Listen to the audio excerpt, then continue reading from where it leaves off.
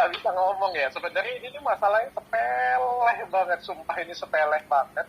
Saya juga ini kasus ini berawal dari saya cuma kasih saran saja dari kalau ditarik lebih runut belakang lagi kan dari review saya, terus saya juga cuma kasih saran dan akhirnya jadi panjang seperti ini punya. Saya juga berusaha menstop semua supaya permasalahan ini tidak melebar dengan cara minta maaf, dengan cara ini, dengan cara itu, tapi malah makin melebar kemana-mana. Dan akhirnya kemarin cukup letak cukup besar ya, dan itu saya sangat sayangkan sekali sebenarnya. Andai kata kita cuma bisa berdamai, apalagi saya melihat kan sebenarnya permasalahan ini sepele banget ya, sama saya minta maaf. Yang penting kan tadi saya sudah bilang, permintaan maaf ini sebenarnya yang penting itu bukan kata-katanya, percuma juga kata-katanya sebagus seindah apa, tapi kalau misalnya dalam hati saya tidak mencerminkan itu ya percuma sih menurut saya. Yang paling penting itu adalah permintaan maaf itu dari hati yang paling penting.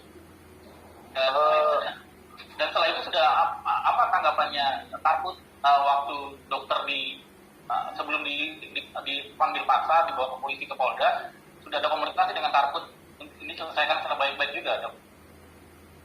Tidak ada. Jadi sebelum kejadian penjemputan paksa kemarin, sebenarnya pengacara saya sudah menghubungi pihak Kartika Putri, tapi mungkin tidak ketemu titik temu atas bagaimana saya tidak mengerti. Dan pada waktu saya ditangkap paksa juga saya tidak tahu responnya apa. Saya juga tidak mau menanggapin karena saya takut permasalahannya akan jadi melebar kemana-mana. Jadi saya nggak ada yang kirim saya kemarin kan video tentang Kartika Putri, saya nggak mau tanggapin deh. Yang kayak ginian aja sudah capek, saya tidak mau melebar kemana-mana lagi. Cukup sampai di sini saja. Kecewa juga nggak apa yang dilakukan oleh kemarin Kapolri dijemput paksa, terus ketika sebagai dokter untuk minta maaf ternyata dipandang sebelah mata oleh Tarput? Sedih pastinya ya. Saya ini sebenarnya sekolah tinggi ya. Saya ini seorang dokter. Saya ini juga S3 saya di US lagi kan. Saya setiap kali dipanggil saya pasti datang ke pihak polisian. Pasti datang. Ya saya sedih banget sebenarnya kejadian seperti kemarin. Sebenarnya kan yang saya inginkan adalah saya cuma pengen didampingin oleh pengacara saya. Cuma itu aja yang saya pengenkan. Saya pengen saya didampingin oleh pengacara saya. That's it. Cuma itu aja. Dokter, mungkin kemarin sempat dijemput paksa. Nah, katanya isunya itu karena menghilangkan barang bukti juga. Emang benar apa gimana sih dokter? Nah itu. Saya pastikan saya sedikit pun tidak ada menghapus apapun. Karena saya tidak bisa mengakses Instagram saya. Saya pastikan saya tidak menghapus sedikit pun. Itu boleh dibuktikan, silakan. Nanti kan pengadilan kan akan langsung recordnya, loginnya langsung kelihatan. Saya tidak menghapus dan saya tidak memanipulasi satupun data di Instagram saya. Ya. Berarti semua itu hanya nggak valid lah bisa dibilang lah ya. Isu-isu yang kemarin beredar gitu. Nanti kita buktikan saja di pengadilan. Yang jelas saya tidak merasa melakukan. Ya, yang jelas itu aja sih. Dari saya tidak merasa melakukan itu aja. Cuman kaget aja kemarin langsung dijemput paksa gitu dan lain-lain gitu ya dok ya mungkin ya lebih saya lebih kaget lagi sebenarnya. Oke, yang lain gimana? Mungkin ada yang tadi baru masuk juga. Oke Dokter Richard. Ini kan tadi dibilang dokter sudah bisa mengedukasi lagi. Mungkin sekarang rasanya lebih hati-hati dalam berbicara gitu nggak sih dok? Pasti ya. Saya sampai sekarang itu tidak buat story yang ada muka saya, masih tulisan ya, karena saya masih trauma banget sebenarnya ya, saya masih trauma banget. Saya nggak tahu, tapi saya jelas ini kan jadinya saya hati-hati sekali untuk bikin tulisan, untuk berbicara ya, masih belum percaya diri juga saya. Mungkin saya juga butuh waktu, tapi jalan hidup saya adalah mengedukasi masyarakat. Saya pernah berhenti untuk edukasi masyarakat, tapi nggak bisa, ini panggilan hidup saya sih. Jadi saya pasti akan kembali untuk edukasi masyarakat, tapi mungkin perlu waktu dan pelan-pelan. Karena kemarin itu benar-benar shocking banget. Kondisi istri saat ini gimana sih dok? Kemarin kan sempat saat waktu itu pas dokter Richard saat penjemputan paksa kan, istri kan bisa dibilang histeris banget lah ya. Sekarang kondisi istri seperti apa gitu dokter? Mas, siapa yang nggak histeris kalau seperti itu ya? Saya juga kalau misalnya keluarga saya seperti itu kan, saya juga pasti histeris banget. Istri saya sekarang sudah lega banget, sudah bahagia banget, sudah bisa kumpul sama-sama lagi. Tapi istri saya jadi cemas terus nih, dia telepon saya terus. Hati-hati ya kalau ngomong, hati-hati ya kalau edukasi, dia bilang. Sampai dia bilang kemarin, dia marahin saya kemarin habis-habisan. Dia bilang kamu tuh terlalu banyak ngurusin orang lain. Maksudnya orang lain itu nge-review produk orang, nge-review ini kayak gitu punya. Kenapa sih kamu nggak bisa fokus ke produk kamu aja, jualan produk kamu aja? Dia bilang kan kenapa sih? Saya bilang ini panggilan hidup saya diomelin habis-habisan sumpah beneran. Saya tuh dibilangin kamu tuh nggak pernah review produk kamu sendiri loh. Bahkan produk kamu sendiri itu ada salah satu produk saya itu nggak pernah saya review di YouTube channel saya. Dan itu tamparan banget bagi saya. Jadi kamu tuh terlalu sibuk ngurusin produk lain dan akhirnya lihat nih, ulah kamu. Saya kena marah habis-habisan. Dan akhirnya saya pikir, ya tapi memang jalan hidup saya seperti ini, susah saya ngomongnya. Ini panggilan hidup ya. Jadi saya mungkin perlu waktu, saya tata kembali edukasi saya tata kembali diri saya dulu. Dok, komentar teman-teman, keluarga yang lain selain istri, itu gimana dok? Hasil mengiranya dokter tersangka atau gimana? Anggapannya luar biasa banget. Mereka kasih support saya yang luar biasa banget. Dari yang kenal deket, kenal aja, sampai yang nggak kenal, semuanya itu kasih support yang luar biasa. Saya ngerasa benar-benar saya itu disayang banget ya. Saya itu ngerasa apa yang saya dulu, saya merasa saya melakukan edukasi, nggak didengar orang. Ternyata mereka mendengarkan semua edukasi dari saya. Dan sedikit banyak dunia kosmetik, dunia estetik itu berubah, benar-benar berubah. Yang dari dulunya itu kiblatnya ke abal-abal, sekarang tuh kiblatnya benar-benar ke aman. Saya tuh merubah sesuatu sistem di dunia kosmetik Indonesia. Nah memang ini kan tidak gampang ya, tapi ternyata ini didengar oleh masyarakat Indonesia dan mereka menghargai usaha saya. Gimana?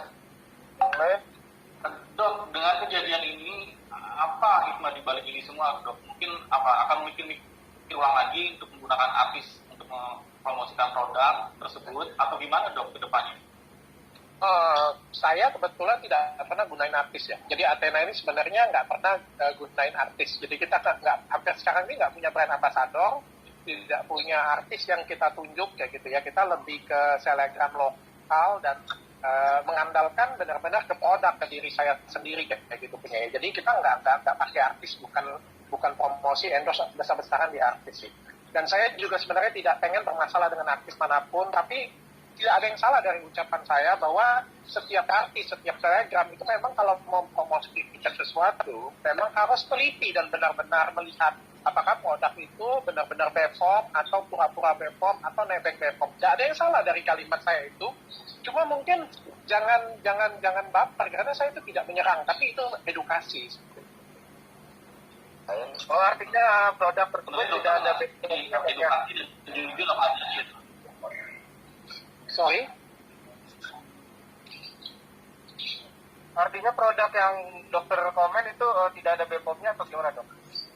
Semua review saya yang ada di YouTube channel saya, semuanya berdasarkan hasil lab. Itu saja yang bisa saya sampaikan. Silakan publik yang menilai. Kalau publik melihat sudah ada isinya merkuri atau sudah ada isinya hidroquinone masih mau pakai, ya silakan. Saya cuma bisa edukasi saja dan saya cuma bisa kasih tahu bahwa isinya itu adalah ini dan bahayanya itu adalah ini. Seperti itu aja. Gimana? Melihat gimana perjuangan istri kemarin untuk bisa membebaskan dokter dan akhirnya dapat dukungan untuk petisi memboikot Tarput. Melihat perjuangan istri akhirnya berhasil membuat dokter akhirnya bebas dari jeratan hukum, gimana melihat perjuangan istri itu? Wah, saya nangis banget. Saya saya terharu banget. Istri saya luar biasa banget. Jadi, tapi yang diperjuangkan istri saya itu sebenarnya keadilan untuk saya, membebaskan saya, bukan memboikot Kartika Putri. Yang diperjuangkan itu adalah fokusnya ke saya. Berarti benar-benar cinta tulus seorang istri terhadap dokter ya? Oh iya, pastinya lah. Pastinya lah. Pastinya seperti itu. Iya. Dok, penangguhan penahanan ini siapa yang penangguhnya, siapa ya dok? Oh, saya nggak tahu. Semua diatur oleh pengacara saya. Saya pikir cukup ya, saya mau aktivitas lagi. Dok, mungkin terakhir dok, dari kejadian ini, apa hikmah dan pelajaran yang bisa dipetik bagi dokter sendiri dan bagi keluarga ke depannya agar ini kejadian ini tidak terulang kembali bagi dokter dan keluarga besar dokter? Ada banyak sekali pelajaran yang bisa dipetik dari kejadian serangkaian panjang permasalahan seperti ini. Tapi yang mungkin yang bisa saya sampaikan adalah setiap apa yang kita lakukan, setiap apa yang kita perjuangkan itu bukan sesuatu hal yang mudah. Apalagi kita memperjuangkan sesuatu hal yang besar, kita merubah sesuatu untuk jadi yang lebih baik, itu enggak seperti membalikan telapak tangan. Pasti ada sesuatu yang dikorbankan, tapi percayalah, saya melakukan ini dalam ketulusan hati. Saya melakukan ini tidak ada niat sedikit pun jahat. Kalau ada yang tanya dengan saya, dok, kenapa kamu bisa jadi seperti sekarang? Karena sedikit pun dalam hati saya tidak ingin menjahatin orang, saya tidak ingin mencelakakan orang. Justru saya ingin menyelamatkan orang lain. Ya, balik lagi tergantung persepsi orang itu melihatnya bagaimana. Ketika saya bilang ini berbahaya, maka tujuan saya itu bukan menjatuhkan itu, tapi saya pengen orang lain itu tahu bahwa ini berbahaya dan tidak pakai. Jadi tujuan saya menyelamatkan. Mungkin beberapa orang yang lain menganggapnya berbeda, itu silakan terserah mereka. Tapi yang jelas setiap perjuangan itu butuh waktu, butuh effort dan tenaga yang luar biasa. Dan setiap perjuangan itu butuh ada pengorbanan. Dan saya sampai detik ini, sampai posisi seperti sekarang, saya tidak merasa saya memang benar sih apa yang saya rasakan, rasanya nggak enak ditangkap seperti itu, nggak enak sekali lah mas sebenarnya. Dipanggil polisi aja rasanya itu nggak enak banget. Tapi saya anggap ini adalah bagian perjuangan untuk merubah Indonesia, untuk merubah kosmetik Indonesia jadi lebih baik. Seperti itu. Terima kasih dokter.